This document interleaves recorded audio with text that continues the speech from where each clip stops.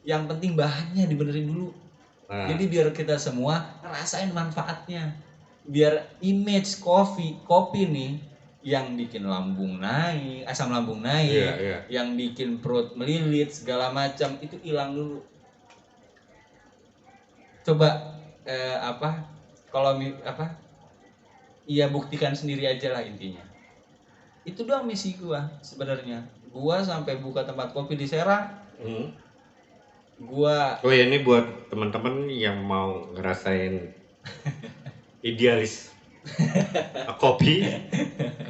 Nama gerai apa bro? Kedai apa bro? Alkof. Alamat Alamat di Jalan Warung Pojok, Warung Pojok, Serang, Banten itu ya? Ya, di Banten, Serang Banten. Gue juga itu baru sih gue buka tempat itu baru karena gue sebelumnya di Tangerang. Kalau di Tangerang ada tempat yang lo rekomend untuk para pencinta kopi? Gua ngerekomen pertama untuk di daerah, kalau di Tangerang ini, kalau di kota Tangerang, untuk di daerah Perum itu ada Puun Kopi, Puun Kopi, Malika Coffee. Kalau datang ke sana, lu benar-benar bisa ngerasain kopi itu gimana. Kalau misalnya untuk daerah kota daerah Cikokol untuk yang pusatnya, waduh, gimana ya? Di dekat Gor Damiati, di situ ada tempat kopi itu namanya itu Kobai. Terus ada juga yang di Pasar Lama juga ada. Di Pasar Lama itu banyak gerai-gerai dan di situ menurut gue itu untuk bahan apa segala macamnya itu udah keren-keren. Maksud gue dia sudah menjaga kualitas untuk bahannya ya. Kayak gitu. Itu udah mantep lah. Kalau lu mau nyobain kasarnya manfaat kopi, silahkan. Dan kalau di Pasar Lama itu dia bisa kita pesan. Maksudnya untuk dibawa bubuk kopinya aja kita bisa. Untuk yang Pasar Lama kopi. Kopi Pasar Lama. Oh, kalau yang tadi yang lainnya mereka hanya seduh di tempat aja. Dia stay di tempat aja. Kalau ini bahan bakunya dijual juga. Iya. Di Pasar Lama itu ya? Di Pasar Lama. Kalau di Jakarta lo ada nggak gambaran? Kalau gua jarang sih ke Jakarta ya. Gua belum, paling di Gatsu itu. Smesco. Jadi tapi emang kosnya lumayan sih. Untuk kasarnya untuk lo beli kopi di sana lumayan gitu untuk orang. Kayak filosofi kopi. Itu oke juga sih. Oke juga. Karena gua gimana ya? Filosofi kopi dia bahan dan cara penyajiannya itu oke banget.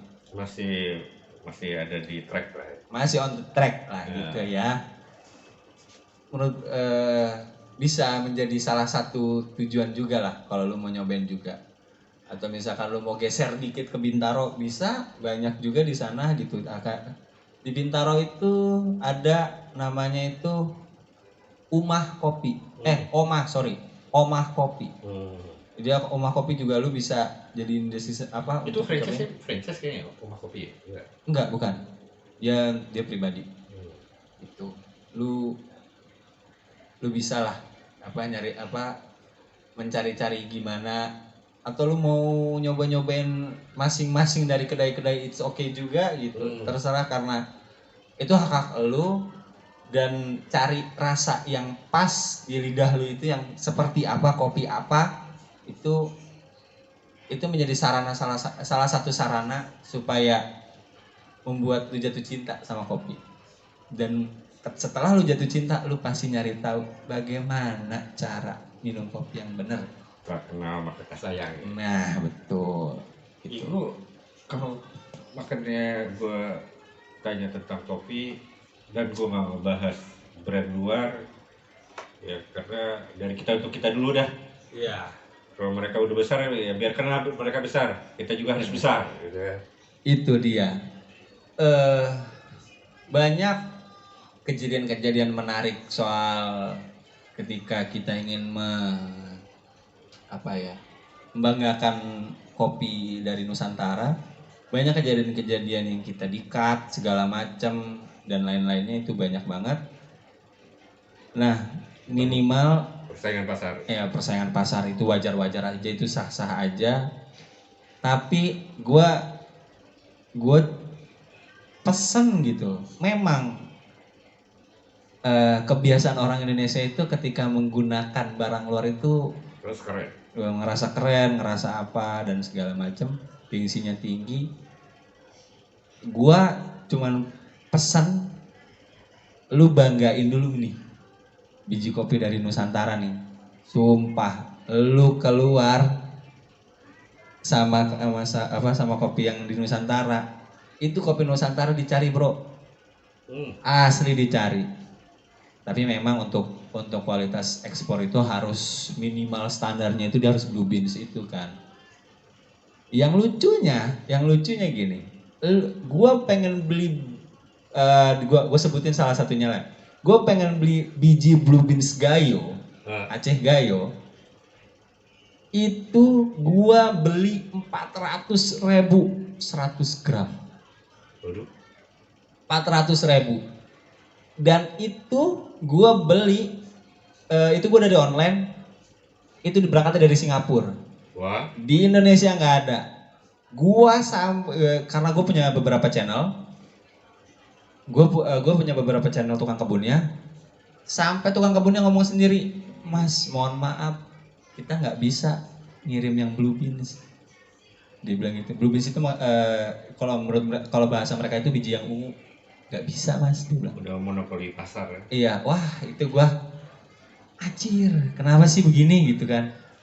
Seharusnya dengan produk kita raja di mana-mana gitu. Gue bisa katakan itu karena ketika lu sudah mendalami, lebih tinggi aturan di kita, bukan kita diatur luar. Seharusnya ya. Gitu. Karena gini, untuk karakter biji ya. Kalau misalnya lu lebih mendalami soal biji kopi, karakter biji kopinya ya, mau yang Arabica atau yang Robusta, itu kita lebih sempurna, lebih apa ya namanya, teroksidasinya itu ketika untuk diseduh, oksidasinya itu sangat tidak ada yang meninggalkan sedikit pun oksidasi di dalam minuman, di dalam kopinya itu sendiri. Tapi kalau biji kopi yang lain itu masih ada meninggalkan oksidasinya itu sendiri. Wah, kalau misalnya dilihat dari sisi manapun, mau dari aspek manapun, selain dari kualitas ya, karena kan kalau kualitas di dalam negeri kita sendiri pun ini kan dibuat jeleknya sama orang-orang kita juga gitu. Kalau untuk si karakter bijinya, karakter masih jadi cherry-nya, pohonnya itu Indonesia luar biasa banget. Gua jamin nih, kalau misalkan lu sudah benar-benar menggali ilmunya, lu akan tercengang sendiri. Kenapa gue bilang tercengang? Karena anjir, kita tuh pemasok kopi yang terbaik, biji kopi terbaik, bukan terbanyak ya. Kalau terbanyak ada dari negara lain. Kita tuh masuk biji kopi terbaik loh. Biji kopi terbaik. Tapi cuy, ya gitu semua dibatasi apa segala macamnya soal regulasi dan politik pasar lah. Biasa itu mah. Kita mau dirubah, ada kenalan gue yang dia berjuang untuk itu. Oh ada ya? Ada kenalan gue yang memang berjuang untuk itu, dia mati-matian segala macam. Demi sesuatu. Iya, karena ambisi dia itu, gue pengen di kalau kata dia ya, gue pengen di Indonesia ini nikmatin biji terbaiknya punya Indonesia sendiri.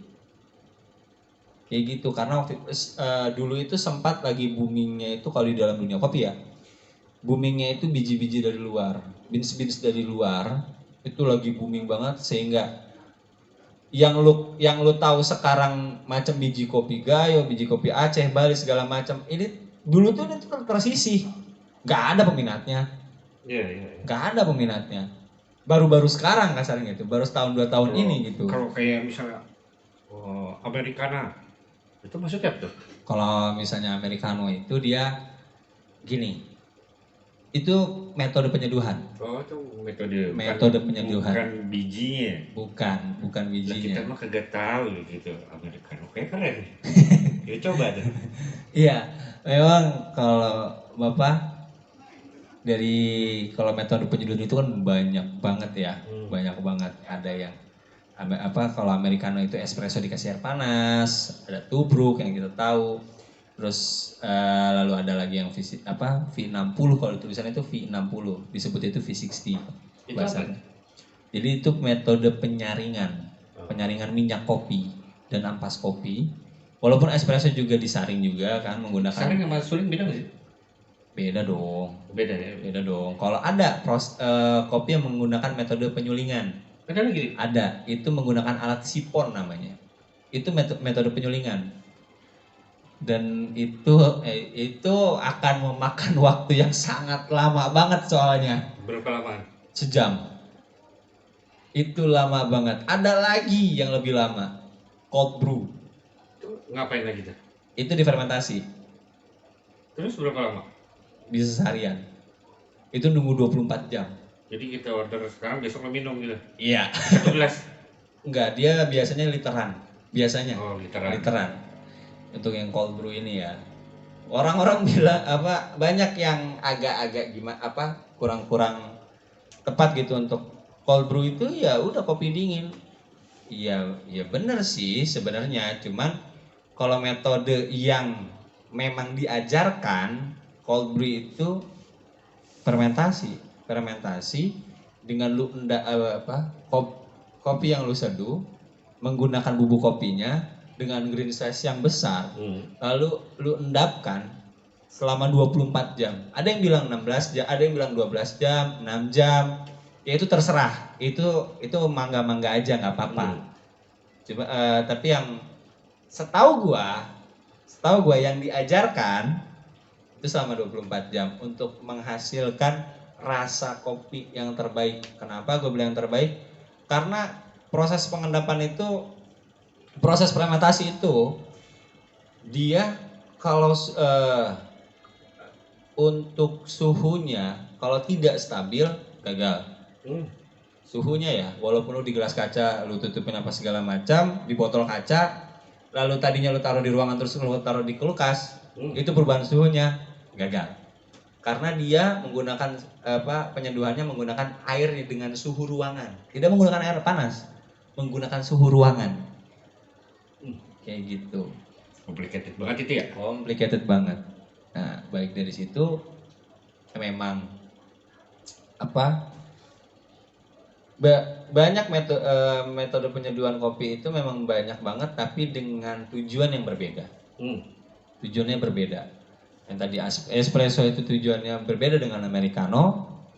Americano berbeda lagi dengan V60. V60 berbeda dengan sipon berbeda dengan cold brew, berbeda dengan Vietnam drip. Itu termasuk tes seseorang juga ya? Iya. Lu cocoknya apa? Lu cocoknya mau tubruk, silahkan. Lu lebih lidah lu, enggak lah, gua mah lebih cocoknya americano. Sok mangga. Itu hanya proses penyeduhannya aja. Itu terserah. Ada nggak sih perbedaan genre kalau cowok, cewek gitu? Oh, itu sih kalau yang sepengetahuan analisis gue ya, yang gue lihat di halayak umum, untuk genre ya, kita ngomong genre. Untuk perempuan tuh sukanya ini gitu. Iya, perempuan itu biasanya yang lebih clean kopinya. Clean itu maksudnya dia begitu diminum itu soft. Kayak misalkan V60 yang clean, tapi ya ada V60 yang dibikin bold atau body banget ada, tapi dia akan ketika perempuan memesan V60 itu pasti clean. Dan nggak terlalu kencang? Iya, nggak terlalu kencang. Terus kalau nggak V60 dia rata-rata memakai campuran. Contohnya yang kopi susu gula aren atau kopi susu aja kayak gitu. Itu untuk yang genre, tapi tidak berarti cowok minum kopi susu terus dia bilang, lu pakai cewek lo, nggak gitu juga. Karena lidah orang beda-beda gitu. Ada juga yang cewek hobinya minum espresso. Ada. Sampai yang kocak jadi gini. Asli gue itu nggak pernah nyediain menu yang macam-macam. Biasa-biasa aja menu gue di coffee shop gue. Orang datang, cewek, mesen awalnya red velvet, terus gue bilang oke, tunggu ya kan. Red velvet di Red kopi. velvet. Red velvet kalau gue memang menyediakan itu. Memang menyediakan itu. Oke. Hanya ada di kue. Enggak, ada juga untuk itu juga. Nah, terus tiba-tiba ketika udah jadi dia ngomong, "Mas, minta 1 shot dong." Oke, gua kasih. Gua kira dia diminum biasa, dicampurin red velvet sama espresso. Itu karena gue itu pertama kali gue ngeliatnya ya. Gue sampai campurin. Itu kenceng bro. Itu kenceng. Espresso itu yang benar-benar saripati, itu tuh yang saripati yang benar-benar dipres dengan air untuk memaksa keluar si saripati. Semua dari kopi itu jebret jadi cuma seloki. Jadi kasarnya 20 gram itu untuk segelas gede ini nih. Semuk dipres cuma seloki doang. Itu kalau misalnya untuk orang awam pasti nggak bakal kuat minumnya, karena kalau misalnya pahit dia akan pahit banget. Ke jantung gimana? Wah, itu langsung udah langsung deg-degannya luar biasa lah kayak gitu. Nah, itu dicampurin ke red velvet. Gua pertama kali ngeliat bengong gua, sampai dia udah pulang gua cobain, gua bikin gua kasih espresso. Enak sih, cuman ini dia dapat ide dari mana ini gitu. Dia penasaran sampai dia setiap datang ke gua mesennya itu lagi sama. Kalau nggak red velvet dia matcha, kasih espresso. Gua bingung juga tuh, nggak ngerti gua. Saya ini kreatif dia aja gitu ya. Nggak jadi masalah, itu nggak salah juga, enggak. Aja. Itu sah-sah aja karena kan lidah orang beda-beda gitu untuk dia tesnya itu cocoknya apa. Cuma yang buat gua itu sangat terasa asing gitu. Gua sampai bengong sendiri juga gitu. Buat cewek lagi. Kenceng. Nah, kalau misalnya ke coffee shop kayak gitu, misalnya ada yang mereka suka ditanya nggak sih, biasa minum kopi apa enggak? Kalau gue sih apa dia order aja. Nah, kalau gue itu mungkin pertanyaannya bukan biasa minum kopi atau enggak, karena kan itu sesuai dengan pesanan dia aja ya, orderan dia apa. Cuman ketika dia order kopi, khususnya untuk kopi ya. Kalau yang non kopi gue pun ada yang non kopi, tapi kalau non kopi gue mungkin pertanyaannya mau dingin atau panas gitu aja. Nah, tapi kalau untuk kopi juga itu gue akan bertanya lebih, kurang lebih 2 sampai 3 pertanyaan. Misalkan dia gini, "Mas, pesan kopi V60 atau misalkan Vietnam drip," dia bilang gitu. Oke, saya nanya, "Mau pakai biji apa, Mas?" Kalau misalnya dia langsung ngomong, "Mas, V60 gayo ya." Oke, gue bakal tanya, "Mau body atau clean?" Gue akan nanya kayak gitu. Mau body atau clean, maksudnya mau tebel atau clean. Terus misalkan dia bilang clean, Mas, ya udah, gue bikin. Kalau misalnya dia bilang body, Mas, oke, gue bikin juga body nih. Terus nanti gue tanya lagi, mau after test apa enggak? Gue tanya gitu. Itu maksudnya apa tuh? Jadi gini, kalau misalnya untuk V60, dia itu bisa ngeluarin after test. Kalau di pikiran gue kan after test setelah gue cobain, lo minum. Bukan. Maksudnya after test itu ketika lu minum itu yang terasa di lidah tuh. Terasa di lidah itu dia itu terasanya seperti apa. Contoh misalkan kalau dalam makanan itu kayak yang tadi gue bilang, lu ketika makan nasi goreng lu cuma bisa ngerasain asin doang, tapi kalau lu bisa misalnya kan lu kerasa di mulut tuh abis lu makan suapan pertama nih, lu telan kan kerasa tuh ada bau bawang, ada seledri segala macem. Nah, aftertaste dalam kopi pun begitu udah minum, nah aftertaste-nya apa nih? Ada buah, ada bunga atau flower, ada lagi untuk ada lagi yang kue itu paling paling juga cuman yang creamy tadi. Creamy, coklat, susu, udah gitu doang. Nah, buah itu macam-macam, ada banyak apel, ada nanas, ada nangka, ada anggur, ada. Tapi jangan mengharapkan minum kopi itu terasa manisnya anggur. Bukan gitu. Bukan gitu. Nah, ini yang kadang-kadang salah nih. Kadang-kadang salah. Nah, tapi it's okay juga gitu ketika orang mengharapkan kayak gitu juga after taste untuk ketika ada gambar anggur nih, udah gitu minum, kemana anggurnya? Enggak gitu, anggurnya itu tidak seperti makan buah anggur juga. Nah, kayak yang gue penasaran gini, kalau kopi di kafe-kafe tuh suka ada gambar. Oke. Nah, itu cara bikinnya lo kreatif sendiri apa? Oh, ini ciri khas coffee shop kita harusnya gambarnya begini. Itu bisa juga sih. Jadi gini, karena memang itu disebutnya latte art ya. Itu latte art, jadi campuran espresso dengan susu yang di steam. Enggak semua kopi lo gitu ya? Enggak harus ada gambar-gambarnya enggak. Enggak, itu cuma special edition untuk, maksudnya itu untuk spesial untuk latte art aja gitu. Tapi kalau misalnya lo mau menyediakan entah yang non coffee matcha atau red velvet karena dia ada campuran fresh milknya, mau lu jadiin begitu juga nggak jadi masalah juga. Bisa aja. Nah, kalau latte apa sih latte, bro? Latte itu apa sih maksudnya? Jadi gini, ada latte itu dia itu macamnya ada cafe latte, cappuccino, mochaccino. Itu berbeda-beda rasanya ya.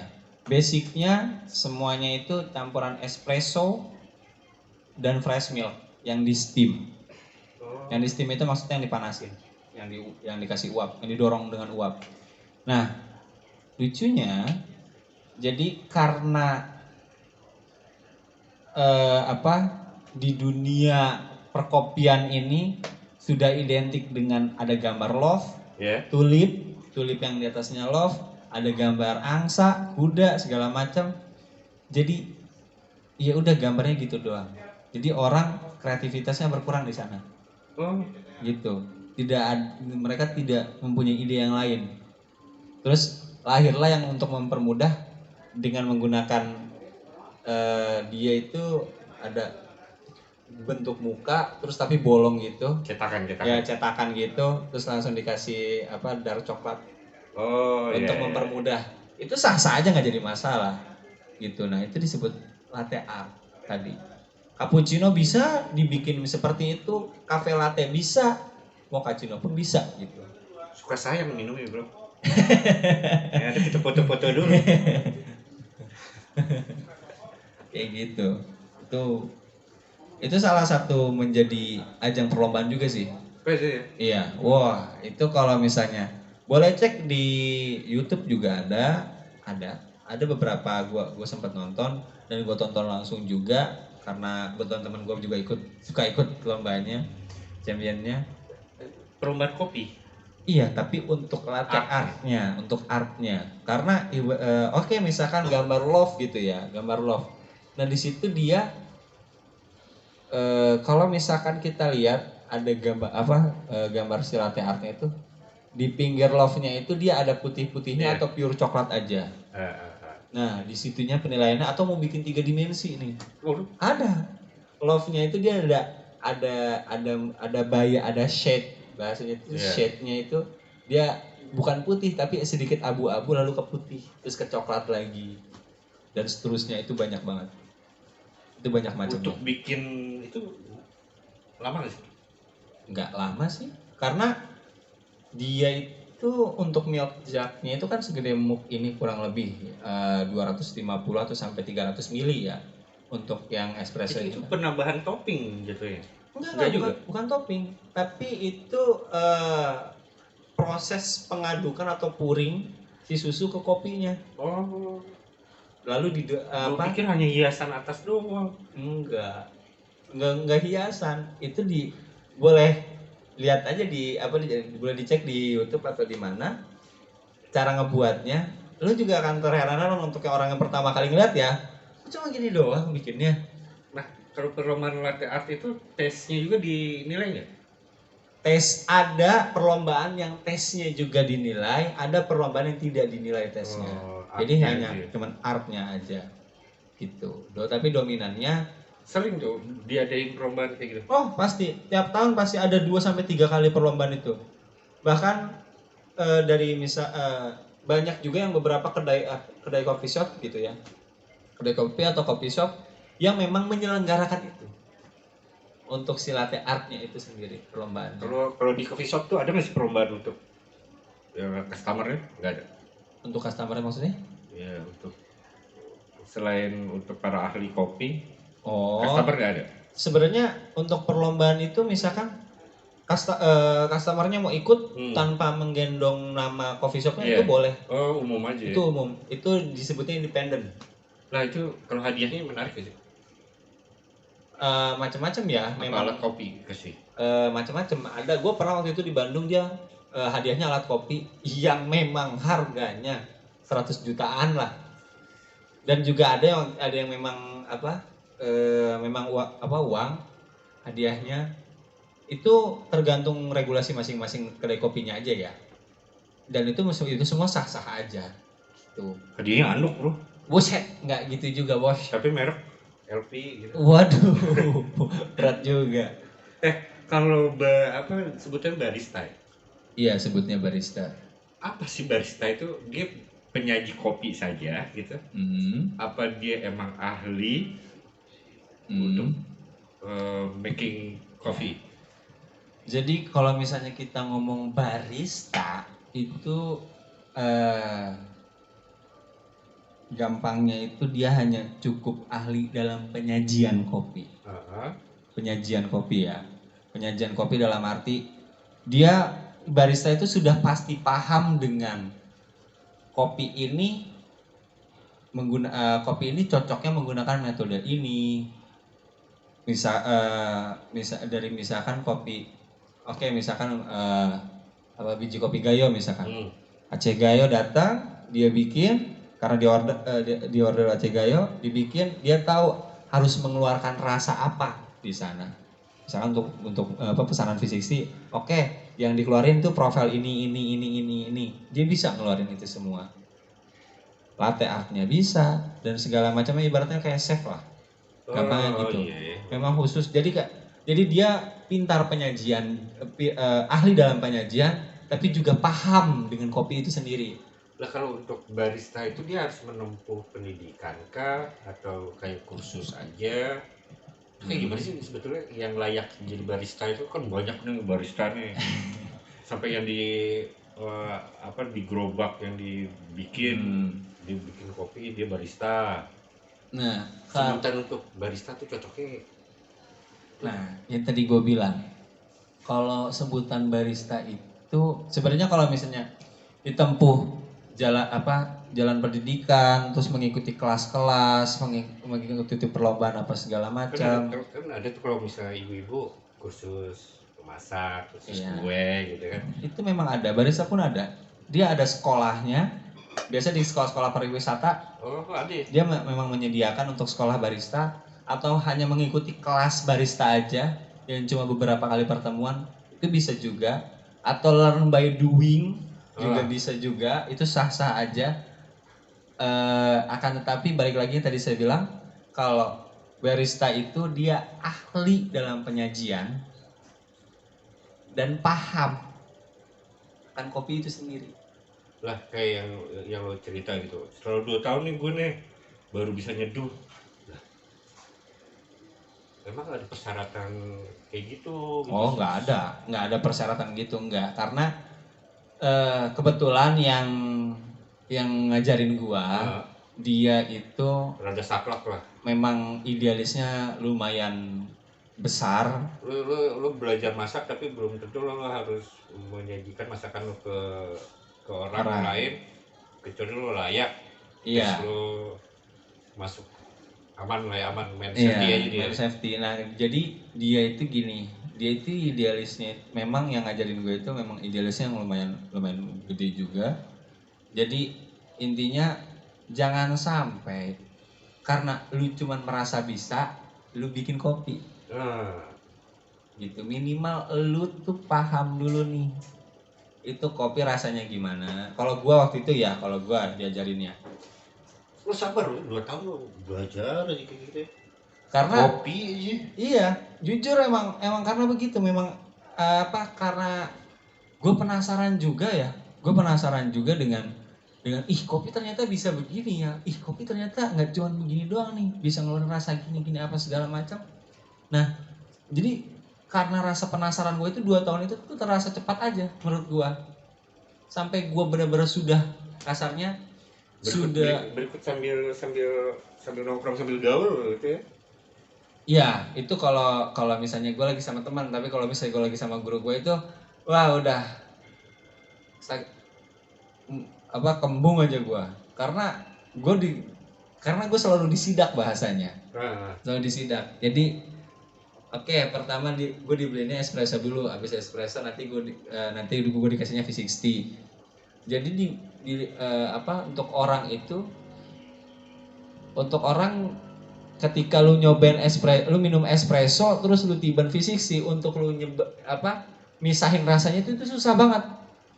Nah gua tuh dituntut selalu begitu tuh, dituntut terus kayak gitu. Terus dia ngajarin gua perbedaannya apa, perbedaan efeknya apa, yang lu rasain apa, terus ini pakai biji apa, ini pakai biji dari mana, kayak gitu. Belum apa-apa udah tobat gue dengar aja. Ya ampun Tuhan gue. Tapi karena memang dibawanya santai, gue sama dia ya dibawanya santai segala macam. Karena menurut dia pengetahuan dasar tentang kopi itu sangat dibutuhkan untuk lu jadi penyajinya. Ibaratnya kalau lu mau jadi chef, kalau lu mau jadi tukang masak, kalau lu mau bener-bener pintar ahli dalam masak, minimal lu tahu dulu bahan-bahan yang lu pakai itu yang baiknya itu seperti apa. Lu bisa ngebedain kasarnya kalau biasanya misalkan lu ibaratnya chef atau apa, dia begitu megang si daging sapi, dia udah tahu dengan dia cuma mencet-mencet dikit apa gimana, dia tahu oh ini kualitas dagingnya ini, oh ini kualitas dagingnya ini. Sama kayak orang beli sapi bro, ditepuk dong pantatnya, wah ini berarti segini. Ya, ditimbang dulu kata gue udah percaya aja ini tukang sapi deh.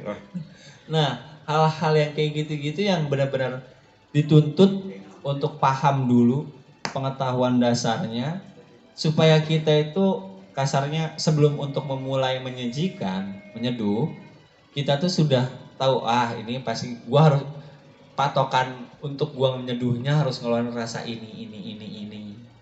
Itu basicnya. Lah setelah 2 tahun boleh menyajikan, emang dapat sertifikat dari dia gitu? Oh, gue dapat sertifikat. Itu berarti kayak dia ada kayak apa namanya? Kelas. Oh iya kayak gitu-gitu ya? Iya, memang dia membuka kelas. Kayak bimbingan gitu ya? Iya, memang dia membuka kelas dan kasarnya tapi jadi gini. Sertifikasi, lisensi apa gimana sih kalau di dunia kopi gitu? Kalau misalnya untuk barista sendiri, dia lisensinya itu dari kelas-kelas yang terakreditasi, gampangnya gitulah, yang terakreditasi. SCAI, sorry. Kalau SCAA itu Eropa. Kebetulan beliau dia sertifikatnya SCAA, dia Eropa. Tapi SCAA sertifikat beliau itu tidak berlaku di Indonesia. Iya, biasa. Karena sertifikatnya Eropa. Nah, kebetulan sertifikat gue itu Indonesia dan memang yang waktu gue untuk pengambilan serti itu bukan sama beliau. Beliau tidak bisa mengeluarkan serti. Gue datang ke sana sama dia. Kemana? Ke SCAI itu. Oh. Iya. Gue datang ke sana, ya untuk administrasi segala macam. Lalu ada tesnya. Tesnya itu selama 2 hari gue waktu itu. Hari pertama itu gue cupping. Cupping ngapain? Jadi di hari cup. Jadi dia Sakit. itu jadi gini, kalau cupping itu maksudnya dari beberapa biji kopi nih, dari beberapa biji kopi dengan teknik penyeduhan tubruk, itu gua gua tulis semuanya. Misalkan ada 5. Kalau gua waktu itu ada 32. Misalkan ada 5 gitu ya, misalkan ada 5. Nah, yang si A ini dia ngeluarin rasa apa aja, aromanya apa. Yang B apa, yang C apa, yang D apa. Nanti ketika catatan guanya sudah, baru nanti dilihat. Dan di situ pun gue nyebutin, oh ini biji dari ini biji dari ini gitu. Waduh, kalau kurang 1 poin nggak apa-apa sih. Nggak, dia ada minimal skornya. Nah, itu dari cupping baru ke besoknya di teknik penyeduhan. Oh, bukan sehari kelar gitu enggak? Kalau gue waktu itu 2 hari, tapi mulai sekarang tuh sehari kelar juga ada. Gitu memang yang dipatokin dari pagi. Kalau gue waktu itu dimulai dari siang. Terus itu ada level-levelnya nggak sih? Kalau di barista? Level gimana maksudnya? Kalau misalnya kalau di chef tuh ada kapten. Oh, kalau itu level itu, helper. ya gue paham. Jadi kalau itu ketika lu udah masuk kedai kopi yang besar, atau expert, dia ada head barista, ada helpernya juga. Oh, gitu. Sama, hampir bisa dikatakan sama, cuman mungkin tugasnya berbeda. Itu sama lah kayak yang chef juga itu. Dibilang level mungkin lebih ke pengalaman jam terbangnya. Karena walaupun lu bersertifikat, lu punya lisensi, lu datang ke kedai kopi untuk melamar kerja, bahasanya gitu ya, lu nggak bisa langsung jadi head barista karena lu harus tahu SOP-nya dulu. SOP di kedai itu kayak gimana, ininya harus seperti apa, penyesuaiannya dulu. Baru ketika memang kasarnya memang ada kebijakan dari si kedai itu untuk naikin dia menjadi head barista, ya jadi head barista. Sama lah seperti yang di restoran-restoran juga seperti itu. Kalau menjadi seorang barista tuh ada kayak gimana gitu, kebanggaan atau gimana? Sebenarnya sih kalau gue pribadi bersama teman-teman gue tidak merasa kebanggaan ya. Karena cinta aja. Karena memang kita hobi, jadi ya kita senang gitu. Dan bukan menjadi seorang yang pendekar juga.